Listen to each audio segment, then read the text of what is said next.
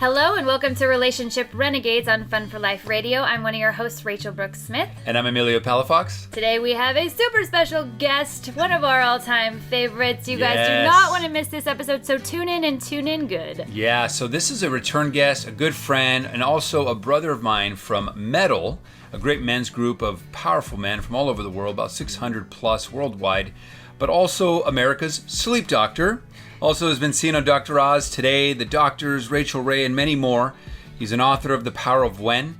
Dr. Michael Bruce has a new book called Energize, going from dragging ass to kicking it in 30 days. Dr. Michael Bruce, PhD, and Stacy Griffith. We're going to be talking about that here in a little bit, but for those who didn't see our first episode with Dr. Michael Bruce, and if you haven't, please go check it out. It was all about how knowing your chronotypes and how chronotypes can save your relationships. So if you haven't checked it out, check it out. But for those tuning in that are new, Michael J. Bruce, PhD, is a clinical psychologist and both a diplomat of the American Board of Sleep Medicine and a fellow of the American Academy of Sleep Medicine.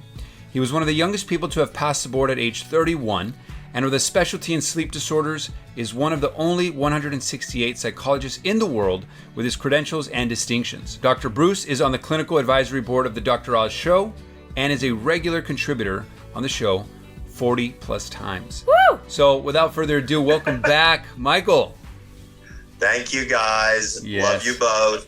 Last time we did this, I think we were sitting in your den on the floor. Yep. That's right. We were just having fun on the floor. I was like, my man, just Floor culture, here we go. floor culture. Absolutely. But here we are today. Yeah. And Michael, we're so excited to have you on the show again, and I'm so stoked about your new book.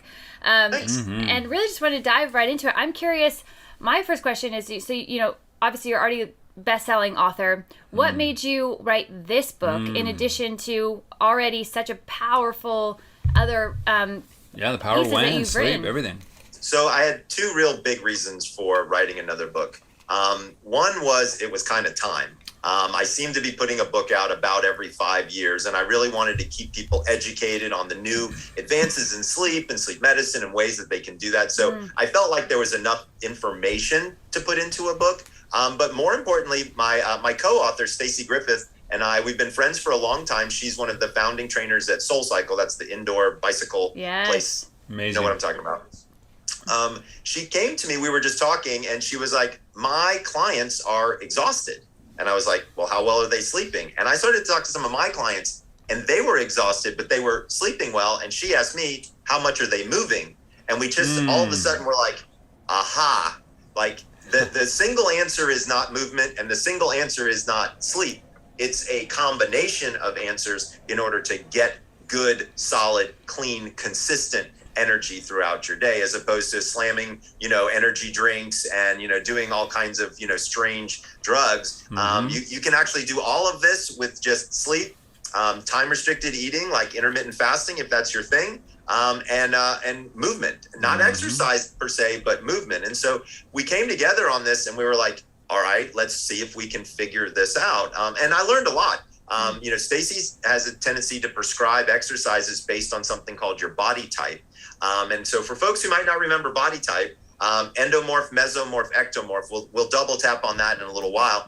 But in my previous book, we do everything based on chronotypes. Right. So chronotypes, for folks who may not remember, but if you do, great. If you don't, you should definitely check out our previous show, because number one, it was awesome. And number two, we really dug deep into chronotypes. So really quickly, here's what a chronotype is. You've probably heard of the concept, but not actually the name. If you've ever been called an early bird or a night owl, those are chronotypes. Yeah.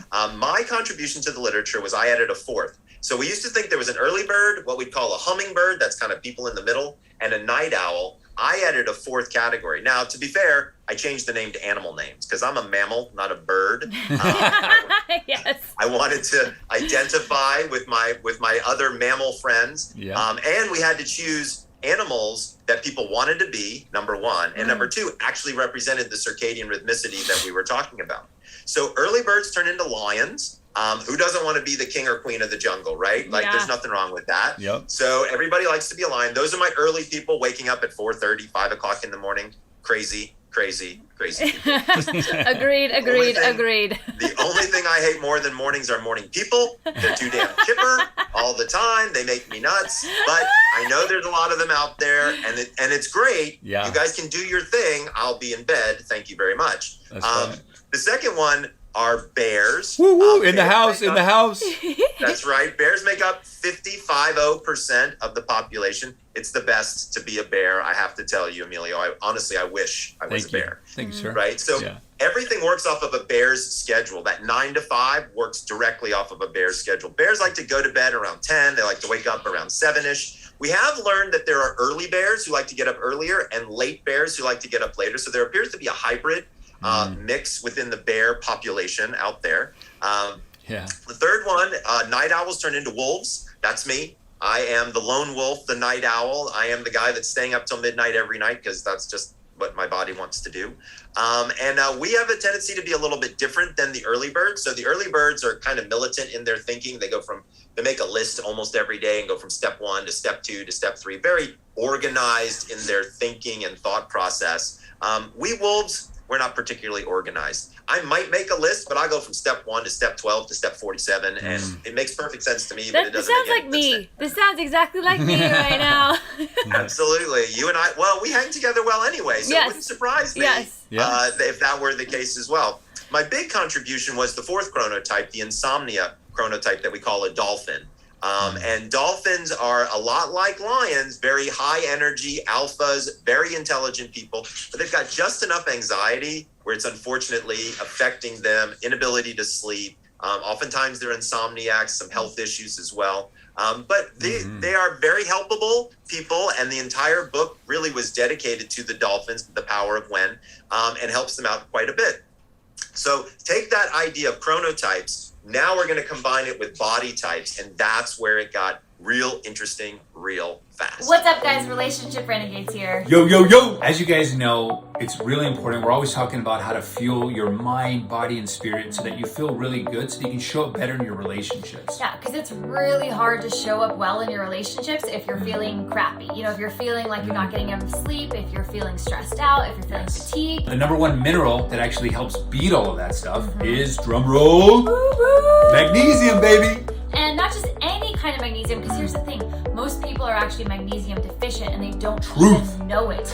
Because you might be taking a magnesium supplement, but guess what? They're not all made the same. And a lot of them actually fail because they're synthetic and or they have preservatives. So as you just saw, the one that we love and that we take daily is Magnesium Breakthrough by Biooptimizers. What they do a really good job is they actually combine the 7 essential forms of magnesium all in one supplement so that you're sleeping better, sleeping deeper actually, stressing less, being more peaceful throughout the day, and just more relaxed. This one action of taking quality magnesium, you're going to get a serious upgrade. Everything from your brain, you're thinking better, obviously you're sleeping better, you're having less muscle tension, as well as pain and inflammation. If you're interested, go to magnesiumbreakthrough.com/renegades to get 10% discount. Use coupon code RENEGADES10. Yes. Because we only talk about things that we actually love, use, and really believe in. This is a big one. And this quality magnesium has really, really helped me obviously get better sleep, stress less. I actually really used to have a lot of anxiety that obviously we use our tools and strategies that we talk about on the show. But if you're deficient in magnesium, it's a big deal. It's a big deal and a big difference. And especially for all you women out there that are on your cycles, one of the biggest things that help make those cycles a lot better is this magnesium. So since I started taking this, I really did have an improvement in my cycles where they were less painful, less long, less cramps, less emotional mood swings. So just highly recommend this magnesium. For me, when I took this magnesium supplement, at first I started just waking up about 30 minutes to an hour before my alarm clock, and I still do, you know, which was really nice because I feel relaxed, I feel energized, and I can just actually start the day earlier, get a lot of stuff done, and also show up better for my relationships. And really just overall mood. I feel like since we've been taking it, it's just been like our overall mood is just better. We live fast-paced lives as digital nomads, and what's beautiful about this is that it's kind of like, I think just peace is a great word. Like we're just a lot more peaceful through our high-paced life. Yes. And that matters not only for our business but for us. Able to handle stress, right? Because let's just face it, this world is stressful, and taking this quality magnesium can really help with that. So if you have any questions, comments, please let us know and go Can click I say one more thing, baby the love? link in the description. Can I say one more thing? Okay. what's really cool about this, we talk about this all the time because it's serious. There's all the supplements out there in the world. The number one thing that's like a foundation that creates really fertile soil for your life and everything that you're birthing out there, personally or professionally, is truly magnesium. It's the number one mineral. Get the right one. If you want to check this out, the link is in the description, as my love just said. Yes, and again, to use that code Renegades10 for 10% off. Yes, we love you guys. We'll see you on the other side. Yeah, no, let's talk about it, because I mean, this is a beautiful flow. Because you took my first question already, but let's dive a little bit deeper, right? The body types, like you said, beautiful story about you and Stacy, and both need to be synergistic with each other. So yeah, how do we drill deep? If let's say I'm a bear, and I believe I'm an ectomorph. This was maybe like 10 years ago when I checked. Yeah, an ectomorph. And so So let's tell people how they can tell which one they are. Because everybody can do it really simply. Number one, if you go to energizemyself.com, you can take my quiz. That's the easiest way. But here's a simple way if you just want to kind of get a ballpark idea. Take your thumb and your forefinger and wrap it around your wrist. Okay? Thumb and forefinger. If you can touch, you're a mesomorph. If you overlap, you're an ectomorph. And if you don't touch, you're an endomorph. Oh, interesting. Oh, wait, am I doing the right one? So these two, right? These two. Yeah. These two. So if I'm just barely touching. Right. So then, well, no, you're using the wrong finger. Use your finger you have your ring on. This one right here? Yeah. Yeah. Like this. Yeah. See which finger I'm using? Oh, got it. So you see? Oh, got it. Right? Yep. Middle so finger. You see how yours are overlapping? Yeah, mine are overlapping. Right. So you're both ectomorphs. You're long and lean people. You're people that have a tendency to be a leaner body type. Whereas mesomorphs, that's my body style, we have more of a V-shaped. So we hang our muscle across the top. Our shoulders have a tendency to be a lot bigger than our waists. Endomorphs have a tendency to be a little bit on the thicker side. So they have a tendency to carry weight through their hips, through their belly. And what we've discovered is each one of these three body types, turns out it has a lot to do with metabolism. Okay? So ectomorphs, the lean people, they've got a fast metabolism. Mesomorphs, like me, we have a medium metabolism. Endomorphs, people a little on the bigger side, have a slower metabolism. So when we combine lion, bear, wolf, and dolphin with the three body types, all kinds of things became revealed. So we sent a survey out to 5,000 of my followers who had already taken the chronotype quiz to ask them about the body types and kind of get some more information from them. Man, did we learn a ton of stuff. It was incredible. Yeah. So one of the biggest learnings of the book is we actually discovered when you should intermittent fast and for how long based on your chronotype and your body type. Now, I want to start this discussion by saying I'm a fan of intermittent fasting. It's something that I've done myself for 4 or 5 years. However, I want to be careful and let people know if you have a history of eating disorders, do not intermittent fast. Period. End of story. Okay. Like it's just not designed for somebody who's got those types of issues. So I just want to be super clear about that. Yeah. It's not a great idea. You can still follow a lot of our rules that we give in the book, even if you're not doing intermittent fasting, but I want to break it down real quick. Yeah. So when I started intermittent fasting like 5 years ago, I was doing okay with it, but I wasn't losing weight and I didn't feel like I was having the energy gains that I was looking for. Now, I'm going to be honest with you. When I first started, I ate a pint of ice cream every single night for 30 days. Okay? Yeah. Nice. It was pretty disgusting. I could do that. I ate way too much freaking dairy. I can assure you of that. Nobody in the house was happy about that problem. But I learned that intermittent fasting worked, but it didn't work as well for me if I didn't do it on my chronotypical time. So as a night owl, I switched my feeding and fasting time to later in the day, and bingo, everything fell into place. I dropped the weight that I wanted to drop, not too much, but just enough. I was able to have nice, consistent energy all day long, and it was extremely helpful. So when you intermittent fast, if that's something that your doctor and you have said is an okay thing for you to do it based on your chronotypical schedule, and you're gonna learn a lot more about how to do that. So as a wolf, I don't even eat until 2 o'clock in the afternoon. Like it's 1:20 in the afternoon here in California while we're filming this. I haven't had anything yet. Like at about 2 o'clock is when I'll probably have a protein shake to sort of introduce it into my system. And then I have a certain amount of time that I feed for, and then I cut that off. That is based on body type. So Yeah. you guys are my long and lean ectomorphs, right? So you have a fast metabolism. So if you were going to do this,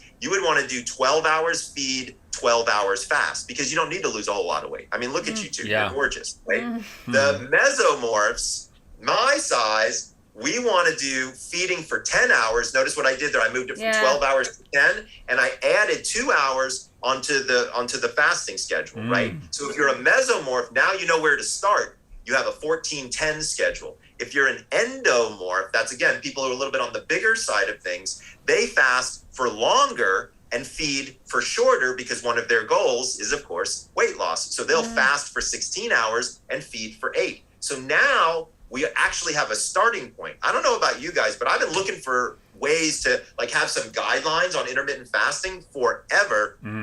We could never find them for people. Totally. So now we now know how long to fast for based on our genetic body type, and when to fast based on our genetic chronotype. So now we're starting to work with the body the way the body wants us to work together. That's just one of the fascinating things that we learned when doing these surveys and talking to all the folks out there. Now, question for you. So, because I too am intermittent fasting has helped me out a ton with gut health issues, with sleep, with a bunch of different things, with energy.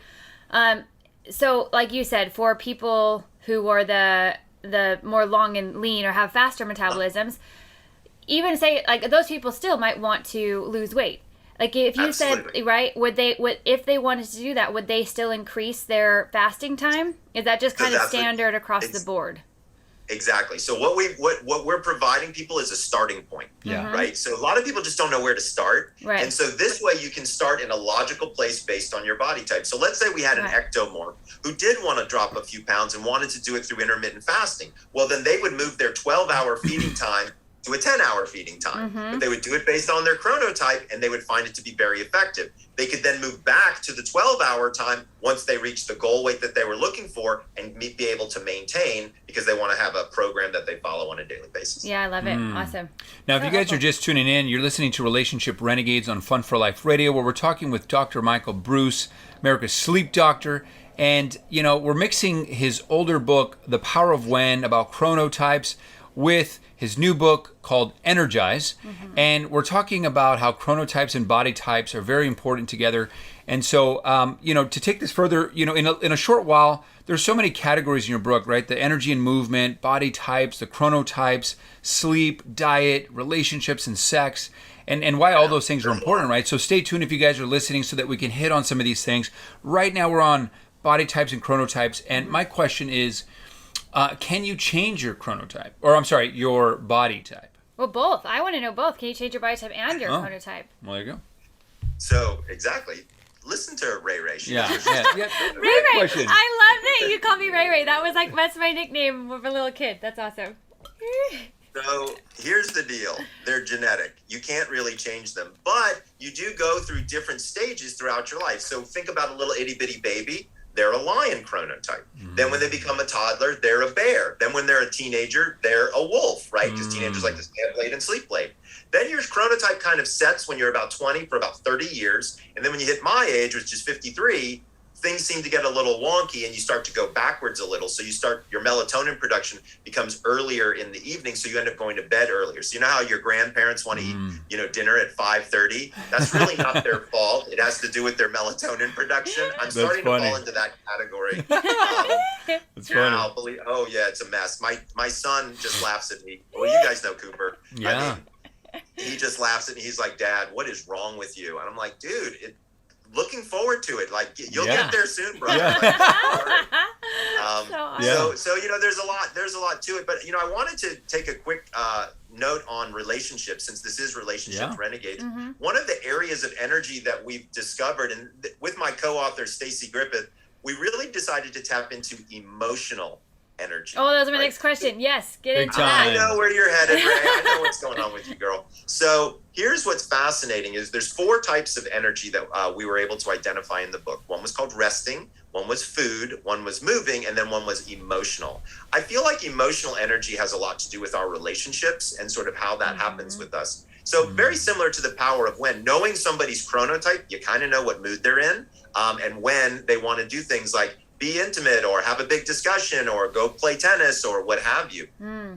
emotional energy turns out to be really interesting because there are these things out there called emotional vampires. All right. So you know what I'm talking about. There are people in our lives that just suck the energy out of us. And we know who these people are. And to be fair, sometimes they're people that we care about who are just in a really bad spot and they just need a lot of comfort and guidance and things like that. But giving too much can leave us depleted. So one of the things we do is we ask people to look at their energy levels throughout the day to see, hey, when am I low energy? Well, if you're low energy, hanging out with a emotional vampire is probably not your best bet.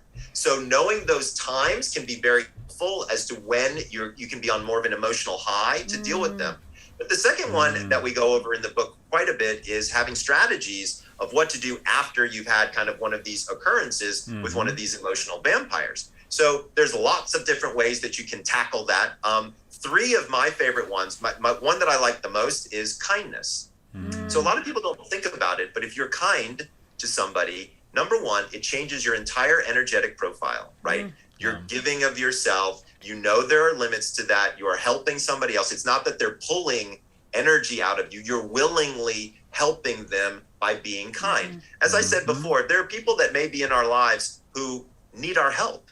And it's important to be kind to them, especially during the seasons when some people don't have a lot of people around them at times. And so kindness can be a great way to re-energize yourself after you've been with one of these. Thinking about, hey, I just did something nice for that person, and I feel good about myself for doing it, and I feel good about helping them for doing it. Yes. Another one is music. Yes. Right? So, get your power playlist out.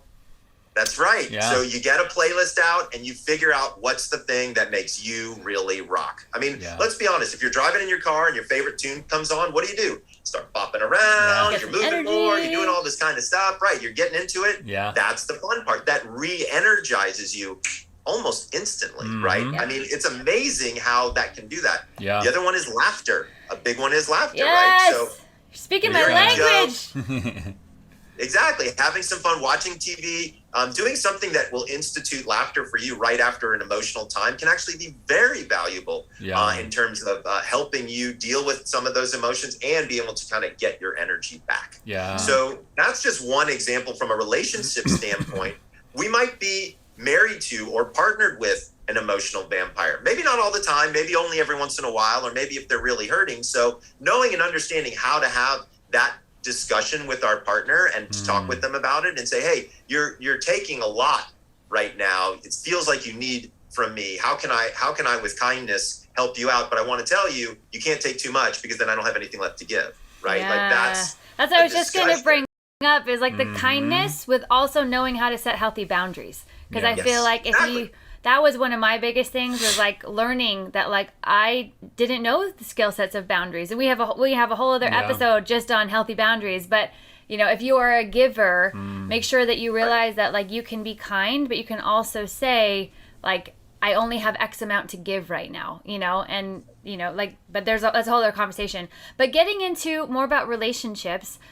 Especially when it comes to, and this, you know, maybe a whole other category, but when you talk about like understanding when the best times to be intimate are versus have a hard conversation. So for people listening, if you're in a relationship right now or they're dating or they're even looking for their dream partner, are there different advice? Is there advice you would give to people to understand when are the best times to knowing each other's chronotypes, knowing each other's body types, and then from there, like what are some good just points we could go off to help in those areas. Absolutely. So intimacy is actually a fairly straightforward one because it's so biology driven. Don't get me wrong, there's a lot of emotion to intimacy, but the biology of it all has to be there before the emotion can kind of come along with it. So one of the things we talk about is hormones and where are your hormones at any given time of day, right? And so people always ask, from my third book, I have an entire chapter on what's the best time for sex. Yeah. It's the most popular chapter in the book by far. Everybody asks me about it, so I'm happy to talk more about it. And we talk a lot about sex giving energy and taking energy in the book as well. You have to be careful to understand sort of where you are with that. But there is a perfect time for sex. Number one, figure out your chronotype. The good news is you don't actually have to be intimate with somebody who has the same chronotype. It helps. I'll be honest with you. As an example, my wife and I, when were dating, I'd say, what time do you want me to pick you up? She'd say 8 o'clock. We'd go to dinner from 8:30 to 9:30. We'd go to a movie from 10 to 12. We'd go get a drink or have dessert. We'd be home by 1:30. And that would be fine for us because we're both wolves. We're both night owls. We didn't realize it at the time. I mean, we've been married for 22 years. Yeah. So like at that point in time, I don't think we recognized the chronotypical aspects of our relationship, but we both knew that we like to stay up late and watch movies and hang out. And that kind of worked out for us. You don't have to have the exact same chronotype, but it definitely helps. On the biology side of things, it's pretty basic. You need 5 hormones to successfully be intimate. You need testosterone, estrogen, progesterone, cortisol, and adrenaline all need to be higher. And melatonin, the sleep hormone, needs to be low. Now, we did a survey where we surveyed people to say, what is the time of the evening that you most likely are intimate?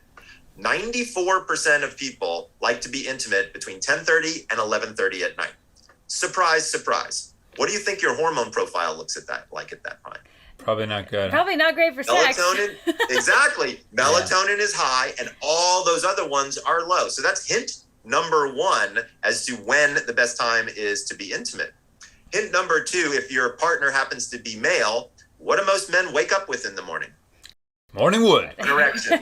Morning wood, exactly. We're ready to go. If that is not Mother Nature telling you when to use that thing, I don't know what is. It's like all the movies, all the everything's like going to date night, then you get intimate, so it's backwards. And it's sleepy sex, lazy sex. Right, exactly.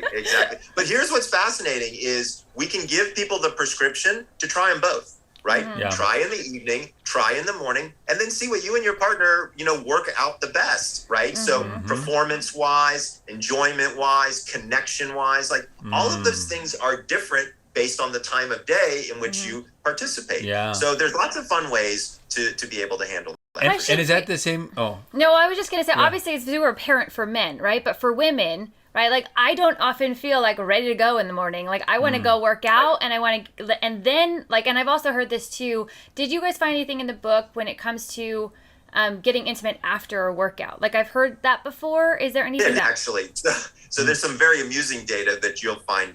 It's different between men and women. Very different.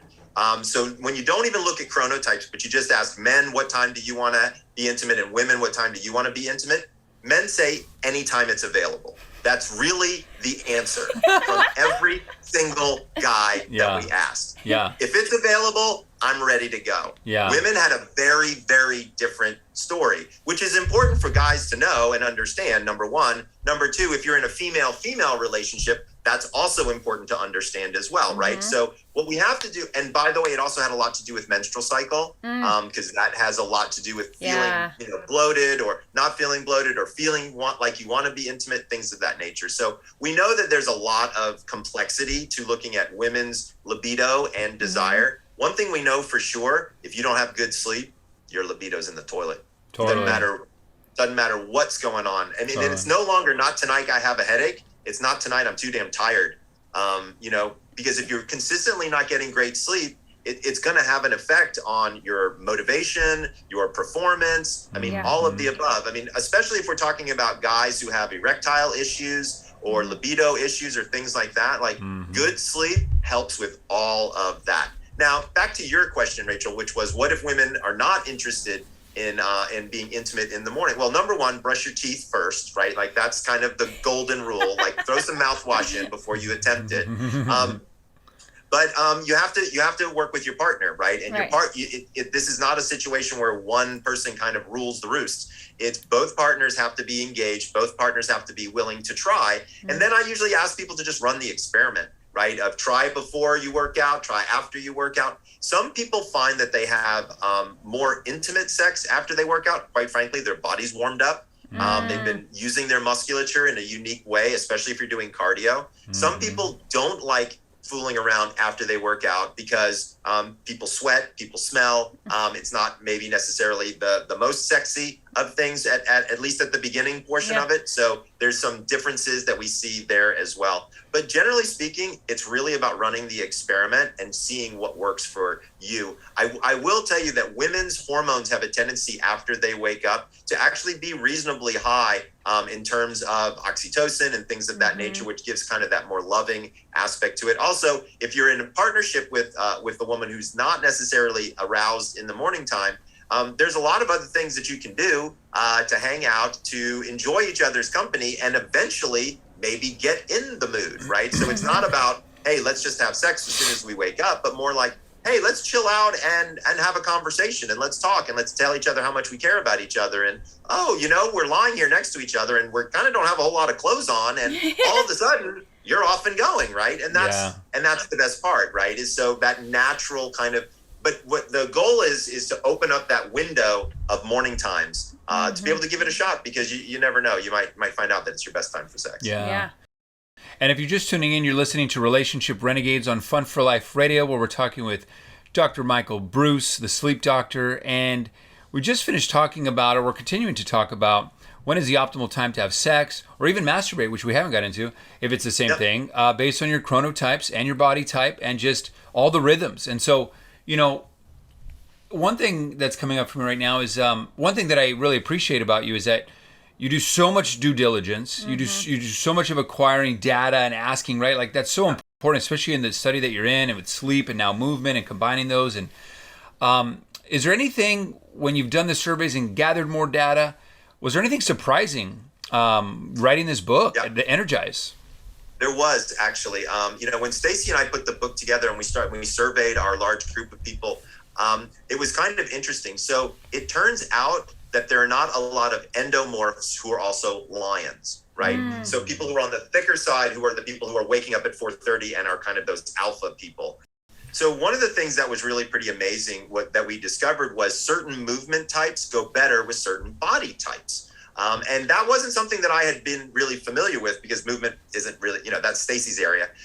And what I said to her is, how do you determine exercise programs for people? And she said, well, I don't tell somebody who's really big that they need to go run 3 miles, because they're not going to do it. And if they do, they're going to fail and they're never going to come back. So in somebody like that, I might have them do stretching and a bench press, because I know that they can complete those, and we have to get through that milestone of getting people motivated and complete. And I was like, that makes a lot of sense to me.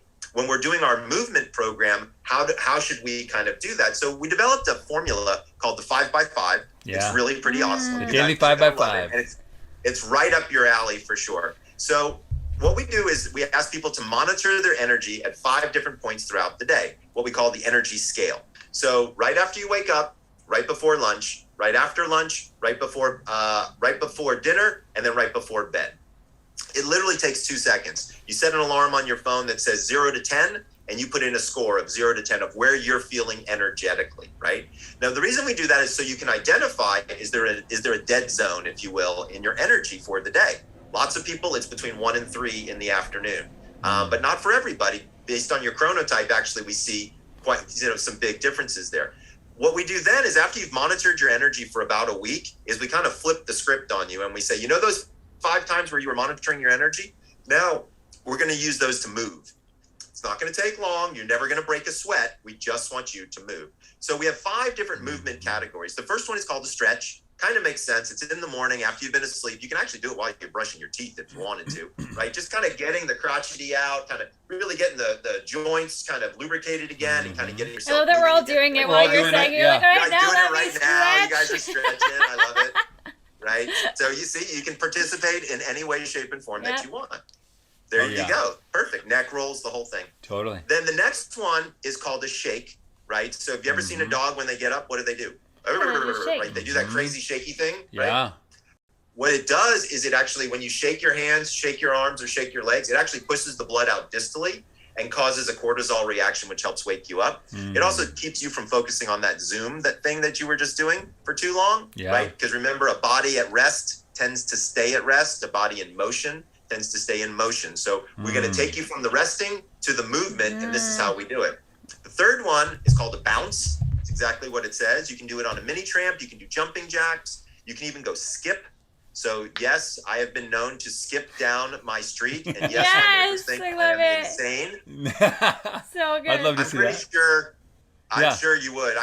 They already think I'm kind of crazy. Do a so TikTok it next doesn't time we're all together and Yeah, we'll just like us hold each other and skipping. just skipping down the street. Yeah, yeah. Yeah, there you go. I love think it. we could do that for sure. So that's another one. Again, it's an energy break, right? It's a time to change that energy profile from zoned in to moving and then back. Again, 5 minutes, no sweating involved.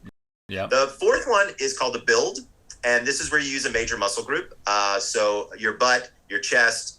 So you might do push-ups, you might do deep knee bends, you might do some crunches. Again, not to the point of sweating, but just more to the point of moving. Remember, sitting is the new smoking, okay? Yes. Stop sitting, right? This is all about moving. And then the final one is a balance.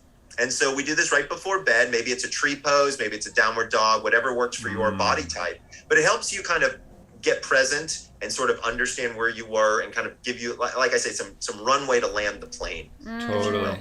Totally. So we call it the 5x5. And Stacy is the movement extraordinaire who developed it and started, helped us create this. So this is a great thing to be doing. So now you kind of know if you're an intermittent faster, what to do based on your chronotype and body type.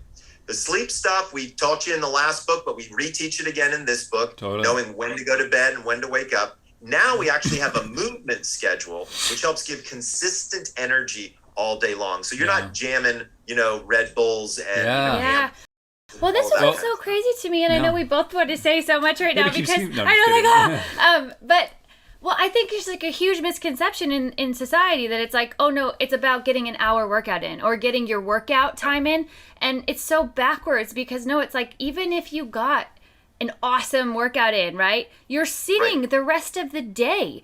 And of course you're going to be tired. And of course you're going to feel lazy. Of course you're not going to be able to focus. You're not getting any oxygen, blood to your brain. Right. And so even just going on, catching myself and setting alarms to like just go on a walk after I eat or or do some jumping jacks after every Zoom meeting that I'm doing. It's like, so I just love that 5x5 and that framework for people to like get out of our heads that we have to have this like super hard workout every day. It's just, no, you need to move more throughout the entire day. The issues are in the tissues, guys.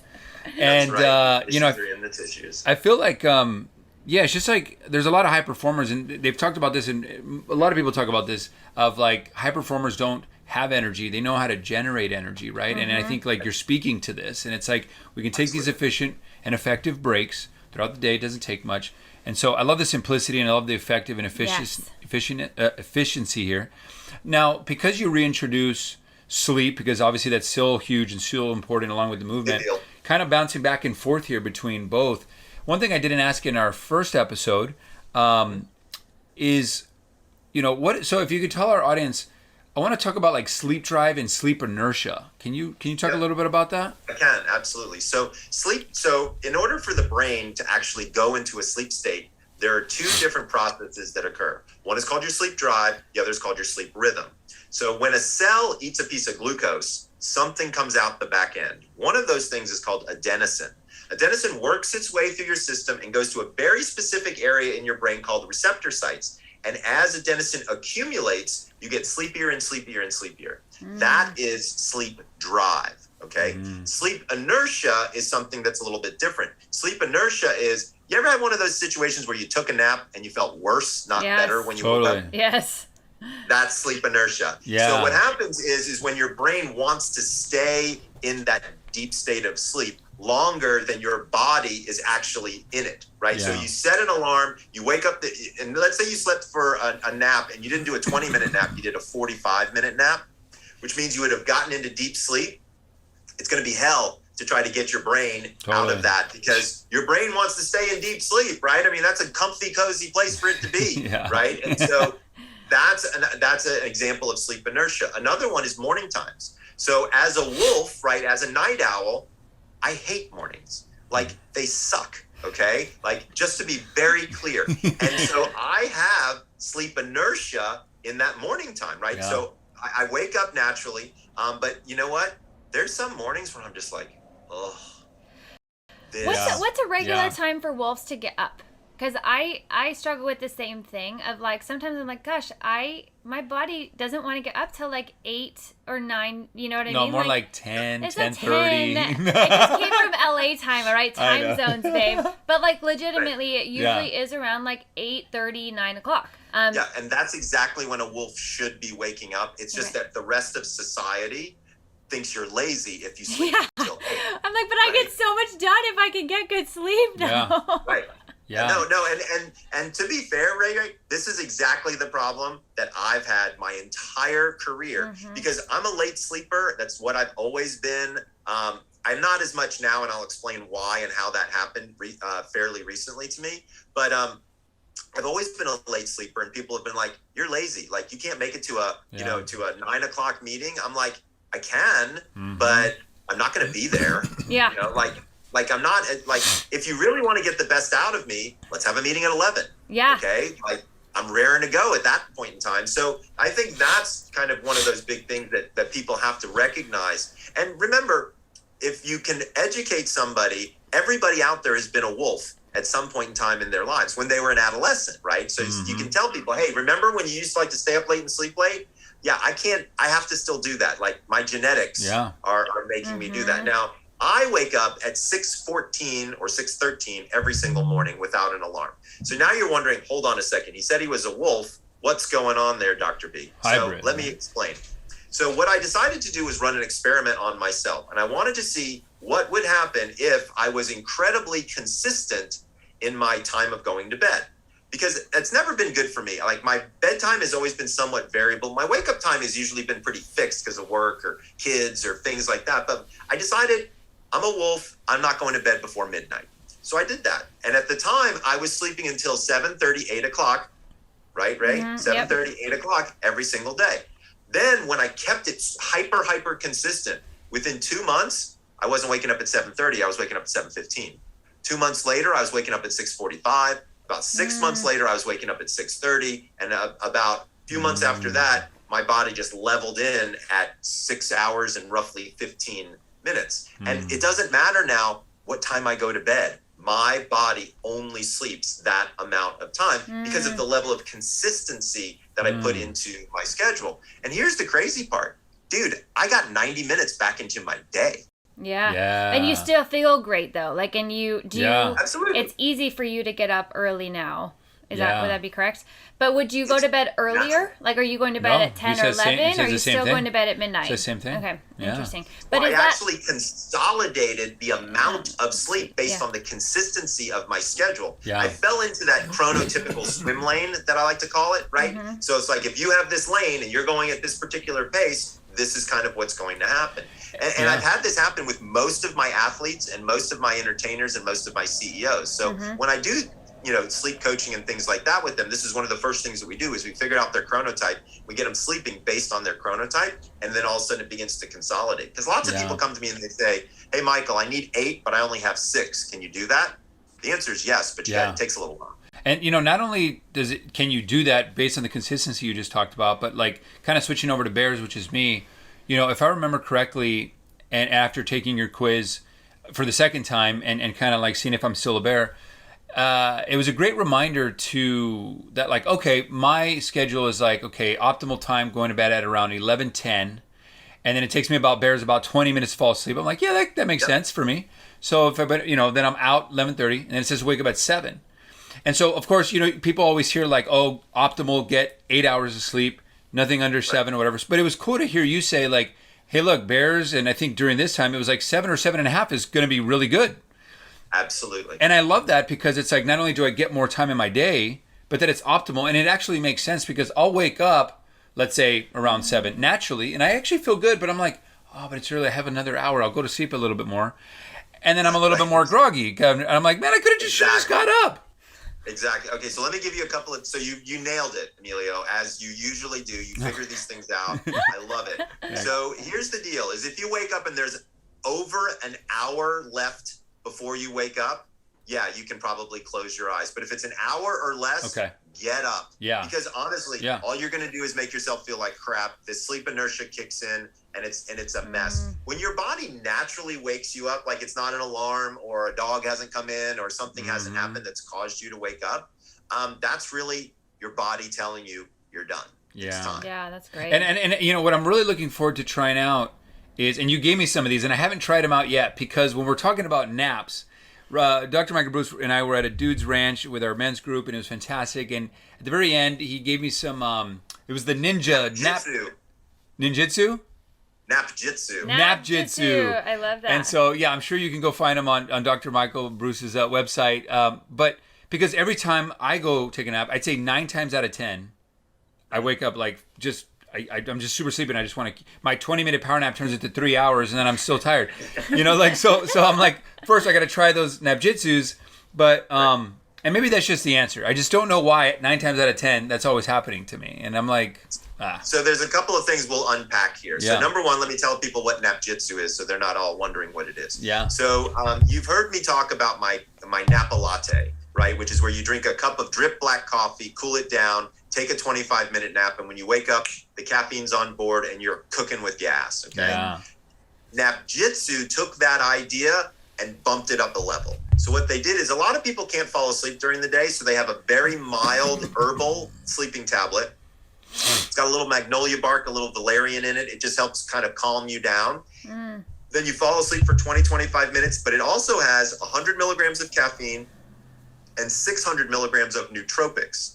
So things like, the thing that focuses you in green tea, L-theanine is one of them. Ashwagandha is in this, things like that. So what's interesting is you wake up from a napjitsu having gotten more sleep, extra caffeine, but focus. And that sounds great. They're right over there, babe. Me and you will have to try some of that. Yeah, that's been a game changer for me, is being able to, because I get the awake and feeling alert, but having that additional focus really was a smart move. So I started working with them about 6 weeks ago, and I'm really excited about them. It's a great product that's out there. And when we talk about go ahead. So that product forces you to wake up because you got caffeine on board, and it's going to bring you early. Now let's say that you're just regularly taking a nap and you don't want to do that. A couple things that you want to think about. Number one, what time of day are you taking that nap? So we know that between 1 and 3 in the afternoon, that's a naturally sleepy time for lots of people. So taking a nap at the beginning of that time, like at 1 o'clock as opposed to 3 o'clock, turns out to make your naps a little bit shorter. That's number one. Number two, setting an alarm is always a good idea. I mean, I know it's easy to just hit the alarm and go back. But trust me on this one, setting alarm is helpful. The third one, this is going to sound a little odd, but it works, at least for me. Don't nap in your bed. Because what do you do in your bed? You sleep for extended periods of time. You don't nap in your bed. That's actually really powerful. Right? Yeah. So when you walk into your bedroom, there's only 2 things that you're going to be doing in there, and that's sleep and sex. So, taking a nap, a shortened period of sleep, is really not what your body is used to doing in that room. Find a different napping space somewhere in your home. Maybe it's outside. I know it's becoming winter, so that might not be the easiest thing, but here in California, the weather is gorgeous constantly. I mean, if you have a hammock out back, taking a 25-minute nap in a hammock, perfect. Yeah. Right? So finding your new napping space that you can dedicate to, that's your space to nap, will also cognitively teach your brain, hey, I'm only supposed to sleep for a certain period of time here. A lot of people, when they get into their bed, they're just... Associations are so powerful in environment. And getting us into a rapid fire, because I realize that we haven't even hit our first segment yet. I was like done with the rapid fire breakthrough moment and all that, just because we kind of hit all those things with Dr. Michael Bruce. I thought it'd be more fun to just continue to have the organic We have way too much conversation to get into. So if you want to hear those, guys, go listen to the other episode. We're going to keep diving deep into the new book. Yeah. Now, right before we go to some other topics in this book and everything, just really quick, because we talked about the napjitsu, we talked about the black tea that kind of maybe was kind of the original of this. In the book, you also talk about banana tea. Like, what's that about? Same thing or different? This is one of my favorite recipes. People like to know a lot about food and how can food affect us and things like that. Banana tea is a great way to increase your magnesium levels. So lots and lots of people don't have enough magnesium. I mean, the three of us have had this discussion on numerous occasions. Like the soil has been so over-tilled that magnesium is not coming up through the stalks. And for folks who don't know this, our bodies do not produce magnesium. We have to eat it. And magnesium is responsible for almost 300 different things that go on in our bodies. So having good magnesium levels becomes quite important. Bananas are loaded with magnesium, which is awesome. But it turns out that the peel has 3 times the amount of magnesium as the fruit itself. So banana tea, I know, right? Like nobody knew that. Take an organic banana, wash off the outside, cut off the tip, cut off the stem, cut it in half. All you've done is wash a banana and cut it in 3 places. I want to be very clear. This is not a complicated recipe. The other 2 pieces, drop them. So far, all you've done is drop them into boiling water for 4 minutes. After it turns brown, you drink the water. So yes, I'm asking you to boil a banana with the peel on it. That is exactly what banana tea is. But what's nice about it is you get all the phytosteroids that come with bananas, make it much easier to absorb the magnesium. It's a natural form of magnesium, which really works very, very well. That's so awesome. Yeah. People love it. Now, if you're not into bananas and you're diabetic, because remember, bananas have a very high glycemic index. We don't want people drinking that right before bed. There's a couple of other things that you can do. One is called guava leaf tea, not guava fruit and not guava juice, but guava leaf tea. That's one of the things that people who have sugar issues can have before bed. It's a little medicinal tasting, but it keeps your blood sugar stable all night long. And then the other thing is, if you're interested in getting magnesium supplementation, because let's say you don't like banana tea, you want to look for magnesium threonate. Threonate. Magnesium threonate. That's the one that has the most data surrounding sleep. And so there's like 6 different kinds of magnesium out there. Some of it's glycinate, some of it's all kinds of different things. Look for the threonate, because that's really what you want to have, because magnesium really affects our ability to calm down, to fall asleep. I love that you brought that up, because I think that is such a misconception in society. They're like, oh yeah, I take magnesium. I'm like, yeah, but which kind? Like there's 7 of them. And and what quality are you getting? You know what I mean? I think like it's so important. I really hope people listening, can you just repeat the kind one more time? Magnesium threonate. Is the kind that I recommend for people. You can find it on Amazon and you know, health food stores and things like that. There's not a particular brand that I know of that does specifically magnesium threonate. I personally like Jigsaw. They do a really good job. Yeah, I take that too. We take that. Yeah, they do a Mag SRT, which is a magnesium with some vitamin B in it, which also helps with absorption. So that can be helpful as well. But magnesium is one of those things that you gotta get more of, otherwise you ain't gonna sleep. Yeah. Dr. Michael Bruce, my brother, thank you so much for coming on the show again to talk about your new book, Energize. Again, for those people who didn't see Dr. Michael Bruce on our other show that we did together, part 1, it was about how, knowing about your chronotypes and how your chronotypes can save your relationships. And there was so much that we dove deep there. But please check out his book, Energize. Yes. And, as we kind of, where can people find you? Where can we can get the book? Please let us know. Sure. So thank you again, as always, for your kindness, your friendship, and your love, and also letting me be on your show. Yeah. It's awesome. Yeah. So Stacey Griffith and I were co-authors of the book. You can find more about it if you go to energizemyself.com or myenergyquiz.com. You can learn everything you've ever wanted to know. At that point, if you're just interested in more sleep-related information, head on over to thesleepdoctor.com. That's my website. And then you can follow Stacey or I on any of the social platforms. We're just doling out the information left and right. People are going to find some really interesting, unique tips and tricks and hacks for more energy. Yes. I love it. You guys go follow him. Go check out how he does. He's always giving so much value. Like if you're going to go follow any accounts, go follow his accounts and check out his website and his new book. Again, not only save your sleep and your energy, but also your relationships and your productivity and your happiness, all that stuff. It's so powerful. So thank you so much, Dr. Michael Bruce. We celebrate you and we love you. We love you, brother. And thank you so much for being on the show. And thank you everyone for listening. And we will see you on the next episode. All right. Cheers, guys. Absolutely. Wishing everybody sweet dreams. Yes.